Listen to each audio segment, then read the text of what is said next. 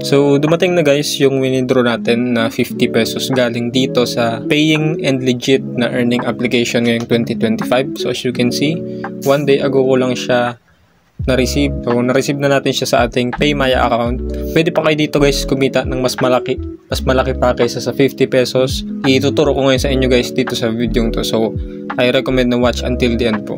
Okay? So before that, if bago ka lang dito sa ating channel, please subscribe. Gagawa ulit ako ng mga videos na ganito. So para maniwala kayo guys, no, kung winidraw natin siya dito sa app, ayan, so meron siyang in-app withdrawal history. Makikita natin na winidraw ko siya noong June 14 or July 14, 2025. Okay? So ayan, 50 pesos. Okay, bali guys, yung application na pag-uusapan natin is ito si WePoints Play and Earn na gawa ni DigiWards. Okay? So ito guys, matagal na siyang application.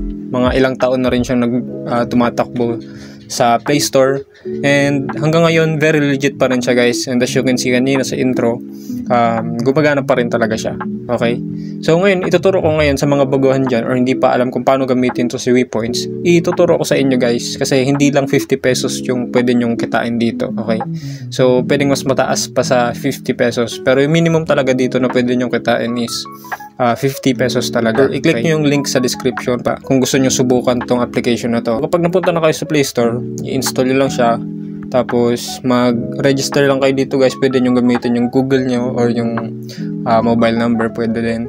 So as you can see guys, may natira pa ako dito na 3,300 na points. Okay, so sobrang baba lang talaga ng withdrawal dito, minimum withdrawal. So i-explain ko sa inyo, pero before that, syempre i-explain ko muna sa inyo na itong points na yan na nasa taas guys, yan yung gagamitin natin para i-convert or makapag-withdraw. Okay, so paano nga ba yan makakuha? Paano nga ba makakuha ng points? So maraming ways para makakuha ng points dito sa app na to or dito sa game na to, kasi technically game siya na pwede mong laruin and kikita ka ng points, tapos yung points na yun yung i-convert mo into cash. Okay, so maraming ways. So unang-una, syempre sa paglalaro ng game. So papakita ko sa inyo, ito si Space Shooter. And so bale, para siyang online guys, online game. Parang maghahanap ng random na kalaban online, tapos yun yung magiging kalaban sa laro, and kung sino yung manalo, siya yung makakakuha ng points. So since wala akong tickets na available, since naubos ko na nga siya kakalaro din, kayo na lang ang mag-check mismo dun sa game. Pero sobrang dali lang naman niya, and sobrang dali lang ng mechanics. Hindi naman siya ganun komplikado gamitin or laruin. So meron din silang pangalawang game, which is yung Playtime. Ito, kailangan mong mag-install ng mga applications para mabigyan ka na nila ng points. Okay, so yun yung gagawin mo talaga, mag-install ka ng mga apps. Dito guys, kailangan nyo mag-install ng mga games para makakuha kayo ng points. So maraming mga apps dito na pwede nyong i-install. So for example, ito. Tapos yung total na makuha mo is nandito siya sa, ayan, sa right, yung total.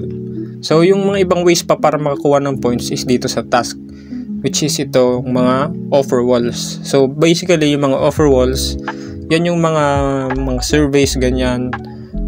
Magsasagot ka ng mga questions nila, ibibigay mo yung mga information mo. Pero di ko siya mai-recommend guys, kasi parang ang sensitive pagka information na yung hinihingi sa'yo, no? So ayan, mga surveys. Ito may free games din, pero pwede mo siyang i-try, pero wala siyang points na binibigay. Okay, and meron din siyang referral code guys or invitation system, pero optional lang siya. So pwede pa rin naman kayo kumita kahit wala kayong i-invite. Okay, so sa withdrawal naman guys, kanina sinabi ko hindi lang 50 pesos yung kikitain niyo. Kiklik nyo lang dyan sa wallet. Kita nyo yan guys, ito sa katabi ng points, itong wallet na blue, yan. So ito yung mga withdrawal method nila. So meron silang GCash, Maya, PayPal. Ayan, ito yung mga guys, yung mga withdraw. Ito yung pinaka minimum na pwede mo makuha, which is 50 pesos. And kailangan nyo lang makakollect ng 12,500 points para ma-withdraw ito yung 50 pesos. Okay, yung 25,000 is 100 pesos, 62,000 is 250 pesos.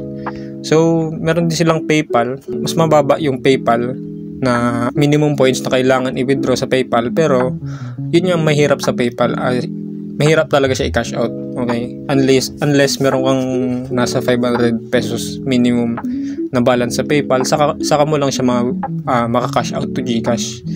Pero kung wala, kailangan mo siyang ipunin muna, no? So, di mo siya magagamit kapag 500 or 500 below yung balance mo. So, ayun guys, pwede nyo nang itry to. Sobrang legit ng application na to guys. Paying na paying pa rin siya ngayong July 2025. And guys, thanks for watching, and gagawa ulit ako ng ganitong videos. Sa susunod na video natin is mga earning apps ulit yung mga i-share ko sa inyo. Okay, so make sure na naka-stay tuned lang kayo dito sa channel natin.